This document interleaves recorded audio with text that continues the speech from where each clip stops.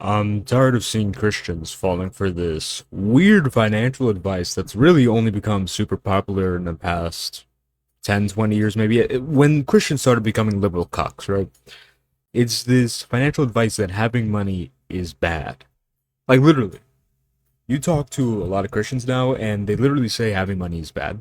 Or they say something to the effect of that, and they have pride in being broke. Like, they don't have. I remember my old pastor at a non-denominational church I used to go to, he literally flexed being broke. Flex being broke. And not because he paid for his mom's heart transplant so she could live. No, no, no. Just being broke. Just not having a lot of money. It's crazy, bro. And it comes from this idea that really low level thinking that money equals greed. But in reality, it's not like that. And you're specifically told in the Bible that there's a difference. For example, I mean, if having money is bad, why is there so many things talking about, like, for example, you reap what you sow, resources, you'll have this, you'll have that, right? If it was inherently bad to have money, which is essentially a resource, having a bunch of cattle, having a bunch of gold back then is equivalent to having a bunch of money now, right? If that was bad, then why does the Bible talk about you getting it in different points? If it was all around bad, right? No, when it becomes bad is when it overtakes your morals, which is greed. And as I always say, and the Christians misunderstand pride. I think pride is like, well, I'm the best at Fortnite. They think that's, I mean, why would you want to be the best at Fortnite? That's, but, they would think, oh, well, you're being prideful. That's the deadly sin. No, not necessarily.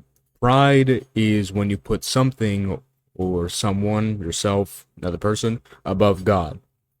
And in the case of greed, that's putting money over God, which means you're going to sacrifice your morals, sell your soul for money. That's what it is, and you get a great example of this in Judas. I didn't say his name weird. Judas.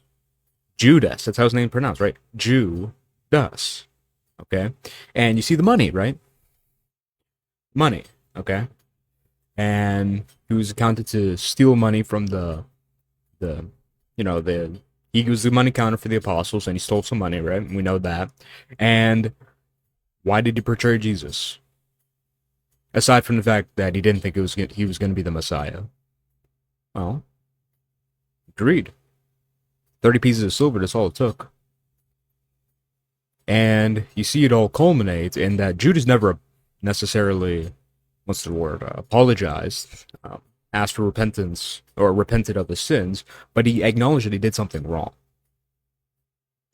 And that's why, depending on which account you believe, he, right? You're specifically told when money becomes a problem in the Bible. It's when it overtakes your morals. And these people don't understand that. They think, well, having money in general is what's bad. So then they really, what I think it is, and this is like, oh, well, you're being mean. It's true. I think it's really just an excuse to be lazy and not actually put your head down and do something different. Because what's the easy thing to do? The easy thing to do is just to work a regular job, make a regular wage, and get screwed financially because inflation, right? That's the easy way. You'll make it through life. You're not going to die. Not going to live very well, but it's the easy way, right? And they end up using the Bible, God, Jesus, etc. as justification for taking the easy way, which I think is actually important. I always got to deal with Christians telling me, like, oh, well, you're prideful. You're a prideful person. You're bad. You're this, you're this, you're that. And then I see them do things like this. I mean, they're essentially using God to be lazy. Essentially using God to not be special at all. When it should be the complete opposite. I mean, because you believe in God, because you believe in giving, because you have Jesus, you have the Bible, all this other stuff. You have stuff that a lot of other people don't. And if they knew about it, they would love to have it. You're blessed. But then you waste the blessing by being a nobody. By your own volition. It's quite sad. Now, I'll touch on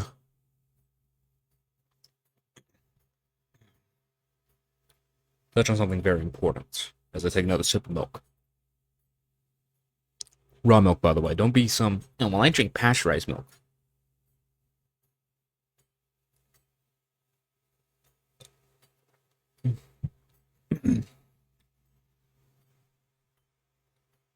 What the hell? My screen just went out. Oh. Yeah, so you are being trapped, okay? And this is the final segment of this tangent will go on. They want Christians. I mean, they want everyone to be broke, but especially Christians to be broke. Because guess what? When you're broke, they have control over you. Okay? Let's take the thing that happened in 2020 where we had to stay home. Like, I don't want the video to get a flag or something. You know what it is, right? You were told to do this. Okay? You were told to do this, right? You know what I'm talking about. And in some jobs, you literally had no choice. You couldn't go to work if you didn't get it, right? And think about that situation extrapolated to a bunch of different things. Because if you're a Christian, you believe in end time prophecies, right? Very modest end time prophecy. I'm not here saying like, oh, well, Jesus is gonna come here in 2070. No, no, no. Like, Mark of the Beast, one world currency, central bank digital currency, the one world government. I think that's a very modest end world prophecy view. When it will come, I have no idea, but I think it's a modest view.